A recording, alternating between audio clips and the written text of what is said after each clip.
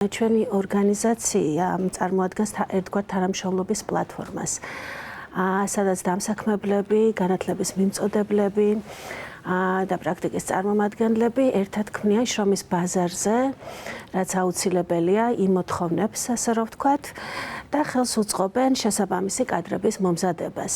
ჩვენი ორგანიზაციის განსხვავებულობა სწორედ იმაში მდგომარეობს, რომ სამი ძლიერი ორგანიზაცია არის დამფუძნებელი, როგორც თქვენ ახსენეთ, ეს არის საქართველოს კერძო კოლეჯების ასოციაცია, რომელიც 40-ზე მეტ კერძო პროვაიდერს აერთიანებს საქართველოს მასშტაბით და მუდმივად ზრუნავს ხარისხის განვითარებაზე. ეს არის საქართველოს ექთნების ასოციაცია ასევე, რომელიც პროფესიული დარგის მიმართულებით ავითარებს ექთნებს და რა თქმა უნდა ეს არის საქართველოს კარიტასის ჯანმრთელობის დაცვის პროგრამა, რომელსაც უდიდესი გამოცდილება გააჩნია ჯანმრთელობისა და აი ამ სფეროში, ასე რომ ვთქვათ. ჩვენ მუშაობთ პროფესიული საგანმანათლებლო სტანდარტების გადახედვაზე, ასე რომ ვთქვათ. ასევე სამუშაოზე დაფუძნებულ სწავლებაზე ვავითარებთ ჩვალადური შეფასებისა და საკვალიფიკაციო გამოცდის ხარისხს. ვზრუნავთ ინსტრუქტორების და პროფესიული განათლების მასწავლებლების მომზადებაზე და რა თქმა უნდა, ერთ-ერთი ყველაზე დიდი თემა ეს არის უწყვეტი საექნო განათლების სისტემის განვითარება, რომლის მიმართულებითაც უკვე ჩვენ გადავდგით გარკვეული ნაბიჯები და გვაქვს უკვე სამომავლო გეგმები. ამასთან დაკავშირებით. სანამ ამ თემას განვავრცობდეთ, მინდა ორგანიზაციის, ასე ვთქვათ, ფუნქცია-მოვალეობებზე უფრო დეტალურად ჩაგეკითხოთ. რა არის ის ძირითადი აქტივობები და ნაბიჯები, რასაც აი ამ მიზნების მისაღწევად დგამთ ამ ერთი წლის განმავლობაში, რაც ორგანიზაცია დაფუძნდა? ეს არის ტრენინგები, გადამზადების კურსები, როგორ ხდება ამ მიზნების მიღწევა?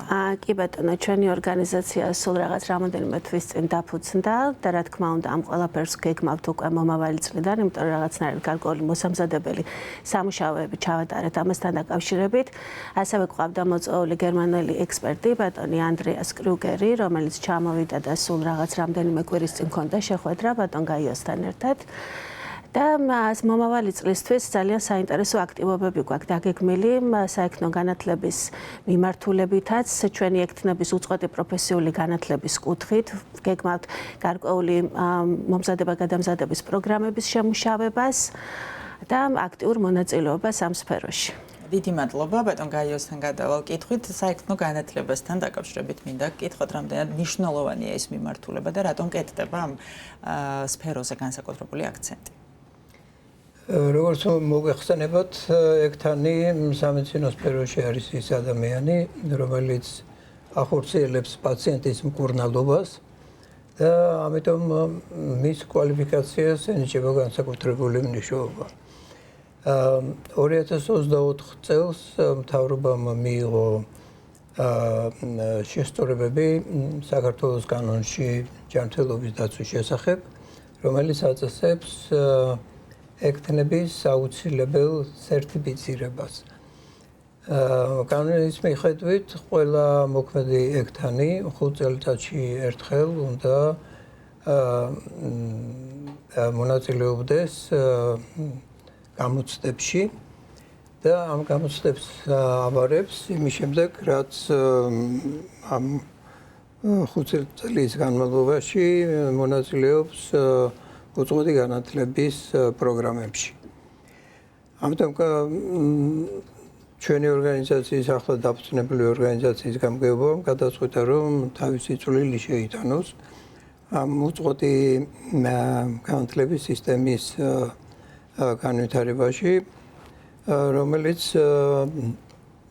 შედგება ტრენინგის მიმწოდებელი ორგანიზაციებისგან, სასწავლო პროგრამებია შესამუშავებელი და აგრეთვე მარეგულირებელი აქტი, რომელიც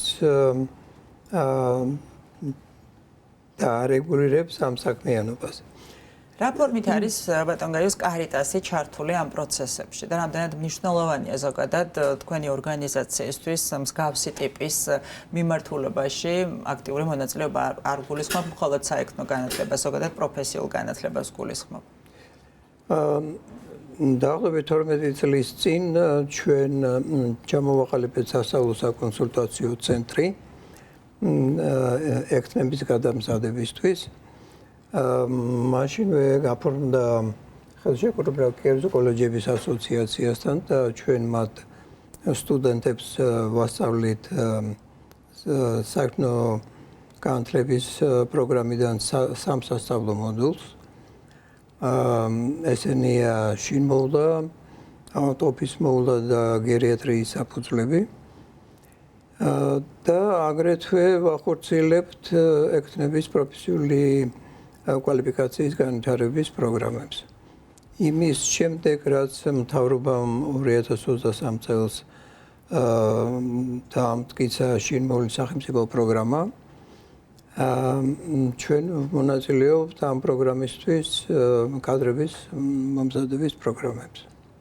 სულ რამდენი ექთანი გადამზადდება ამ პროგრამის ფარგლებში, რა რაოდენობაზეა საუბარი და ზოგადად რამდენად არის მოთხოვნა ამ მიმართულებაზე? ჩვენ თუ საუბრობთ მთავრობის მოთხოვნაზე უწყვეტი პროფესიული განათლების შესახებ, ალბათ წელიწადში ჩვენ შეგვეძლება 1000-მდე მეტი ექთნის გადამზადება.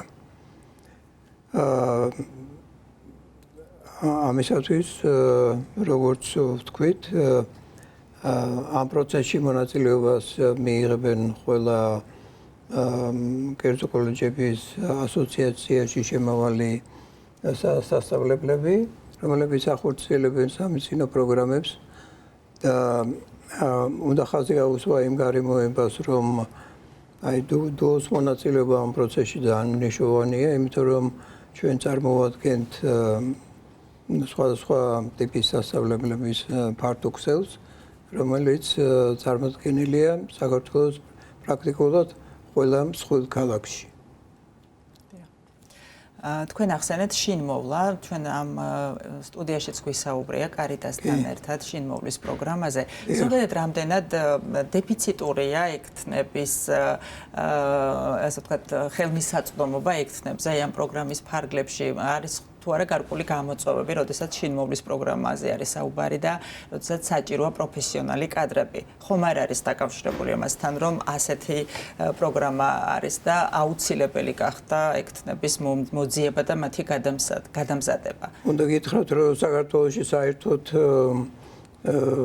მწვავე დეფიციტია ექთნების, იმიტომ რომ თუ გაერო სოფლიო ჯანდაცვის ორგანიზაციის რეკომენდაციით ქვეყანაში უნდა იყოს 4 ექთანი ერთ ექიმზე, საქართველოში 1 ექთანიც არ არის, 0.8 ექთანია. ამიტომ რას უკავშირებთ ამას, თუ შემიძლია რომ ეს კითხვა თქვენ დაგისვათ? ეს პირდაპირ დაკავშირებულია იმასთან, რომ ნაკლებად პრესტიჟულია. ანაზღაურება არის დაბალი ამის გამო. ანაზღაურება არის დაბალი, დიახ. და კანონი არ რეგულირებს რამდენი ექთანი უნდა მუშაობდეს სამეცნიერო დაწესებულებაში. ამიტომ ის ხალხი, რომლებიც ფიქრობენ, რომ მიიღონ სამეცნიერო განათლება, ამჯობეს მათ ურჩევნიათ, რომ ჩააბარონ საექიმო ფაკულტეტზე, ვიდრე საექთონოზე. ერთი წლით მეტი ისწავლონ და მიიღონ ექიმის კვალიფიკაცია. დიდი მადლობა. დიახ, დაასრულეთ. მეორე ფაქტორი ის გახლავთ, რომ ამ ეტაპზე ბევრი ექიმი მიემგზავრება საზღვარგარეთ სამუშაოდ. უკეთესი ანაზღაურების თვალსაზრისით.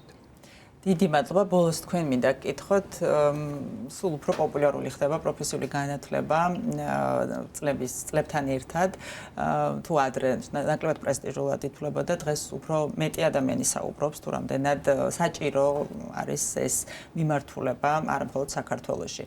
თუ არის თქვენი ორგანიზაციის ერთ-ერთი მიზანი პროფესიული განათლების პოპულარიზაცია და ცნობიერების ამაღლება მოსახლეობაში? არ არის აუცილებელი ყველას ჰქონდეს უმაღლესი უმაღლესი განათლების დიპლომი. რა თქმა უნდა, ეს არის ერთ-ერთი ჩვენი მიზანი, აუცილებელია დიახ გეთანხმებით ამაში. რაც შეეხება ვინაიდან ჩვენი დარგობრივი უნარების ასოციაცია სწორედ რომ ჯანდაცვის მიმართულებით მუშაობს, მომავალ წელსაც ჩვენ გეგმავთ უკვე დუოს ფარგლებშიც ძალიან საინტერესო ღონისძიებებს, რომელსაც უკვე ექთნების კვირაულს ასე ვთქვათ, დავამტყევთ მაისის თვეში და გვექნება უნარების შეჯიბრი, ასე ვთქვათ, სტუდენტებს შორის, რომლებიც არიან კერძო კოლეჯების ასოციაციის კოლეჯების წარმომადგენლები, ასე ვთქვათ, და იქნება ძალიან საინტერესო ღონისძიება ამ მიმართულებით, რა თქმა უნდა, კარიტასიც ჩაერთვება ამ ღონისძიებაში, როგორც ჩვენი ერთ-ერთი დამფუძნებელი და მინდა გითხრათ, რომ ყველაზე, ასე ვთქვათ, დარგის სპეციალისტები თუ კი ვინმე არსებობს საქართველოს მასშტაბით, ნამდვილად არიან ამ ორგანიზაციაში გაერთიანებული და ძალიან დიდ იმედებს ვამყარებთ, რომ მომავალში არა მხოლოდ პროფესია იქნება უფრო მეტად პრესტიჟული, არამედ ეს მიმართულება განვითარდება ხარისხობრივადაც.